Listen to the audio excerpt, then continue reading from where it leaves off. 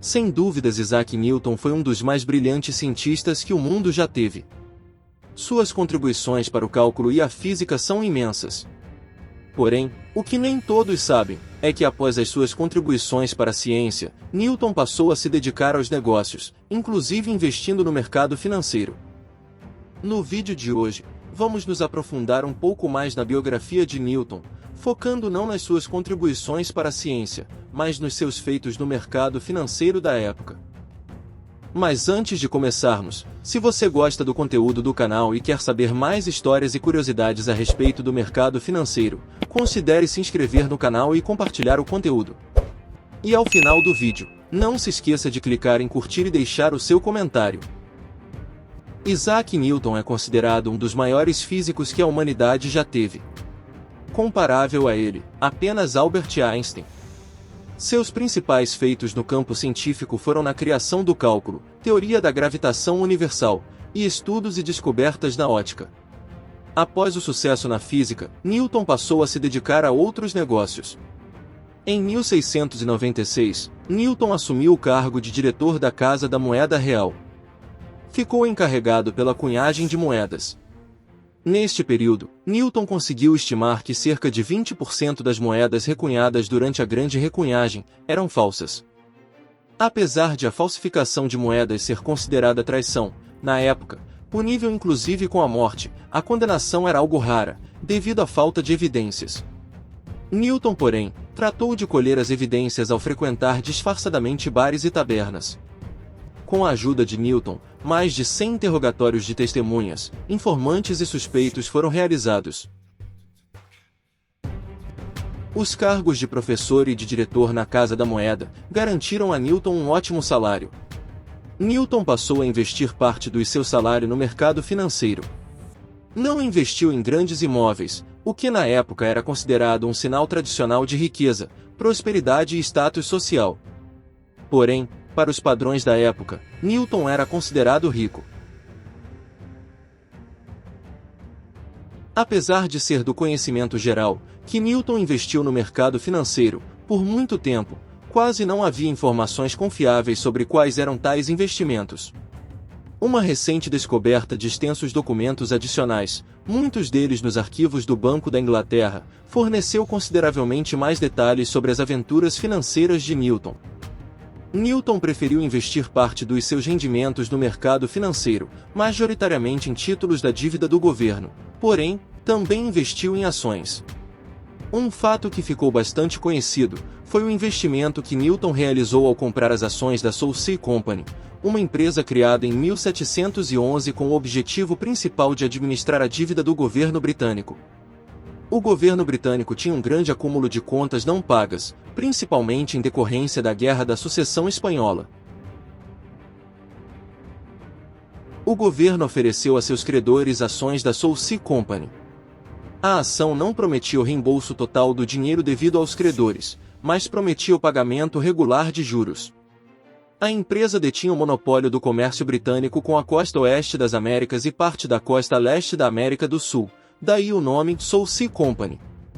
A empresa lucrava com a venda de alguns produtos britânicos, e de forma mais significativa e sombria, escravizava africanos. A empresa atraiu investidores com a promessa de que os lucros do comércio nos mares do sul aumentariam generosamente seus pagamentos de juros. Durante o final da década de 1710, a Southsea Company era uma operação bastante monótona que simplesmente repassava os pagamentos do governo a seus investidores. Não há informações concretas sobre a lucratividade de suas atividades comerciais durante esse período. As evidências sugerem fortemente que naqueles primeiros anos a empresa tenha dado prejuízo. No entanto, o monopólio comercial ajudou a inspirar sonhos de riquezas futuras entre o público. A recuperação econômica do final da década de 1710 inspirou uma nova visão para a Southsea Company. O governo britânico anunciou que a empresa assumiria a maior parte da dívida nacional britânica em 1720. O resultado foi uma bolha no preço das ações que disparou durante o verão de 1720, e em seguida, sofreu um colapso vertiginoso em setembro, provavelmente porque os investidores começaram a perceber que suas expectativas de lucro eram irrealistas. Em outubro, a ação valia menos de um quarto de seu preço de pico.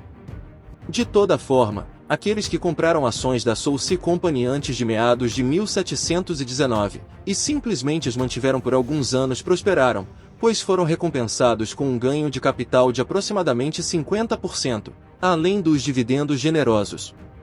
Esses retornos foram possibilitados em parte pelos movimentos financeiros da empresa, em 1720, que equivaliam a um esquema de pirâmide, que recompensava os primeiros investidores com dinheiro de novos investidores. Newton foi um dos primeiros investidores a comprar as ações da empresa, e lucrou muito com isso. Durante a década de 1710, os preços das ações haviam subido bastante. Em 1720, as ações da empresa experimentaram um dos aumentos e quedas mais lendários da história financeira. Percebendo que a euforia nos preços das ações iria acabar mal, Newton liquidou sua participação a tempo de obter um grande lucro. O problema é que as ações continuaram a subir, e ao ver o movimento de alta, Newton decide voltar a comprar as ações da Soul C Company. Porém, desta vez Newton estava comprando as ações em seu ponto máximo. Após isso, as ações despencaram, causando um prejuízo enorme a Newton. No final, Newton havia perdido todo o lucro que tivera antes, e um pouco mais. Além do mais, quando Newton decidiu voltar às ações da Soul C Company, ele transferiu essencialmente todos os seus ativos financeiros para elas, e o fez rapidamente com uma série de investimentos em meados de junho. Parece que ele se convenceu de que a compra era um investimento promissor. Apesar do grande prejuízo, o episódio não foi suficiente para arruinar a vida de Newton. Acredita-se que o patrimônio de Newton antes do início da bolha era de algo em torno de 30 mil libras, valor que permaneceu o mesmo no final de sua vida. Posteriormente, Newton chegou a declarar que eu consigo calcular o movimento dos corpos celestes, mas não a loucura das pessoas. A partir de 1720, Newton passou por um declínio físico e mental, devido à idade avançada. Em 1726, aos 83 anos, Newton faleceu, deixando uma fortuna de aproximadamente 32 mil libras, o que equivaleria a vários milhões de libras nos dias de hoje. Se você gostou deste vídeo e deseja ver outros vídeos de histórias e curiosidades a respeito do mercado financeiro, não se esqueça de clicar em curtir e compartilhar o vídeo com seus amigos. E não se esqueça de se inscrever no nosso canal e ativar as notificações.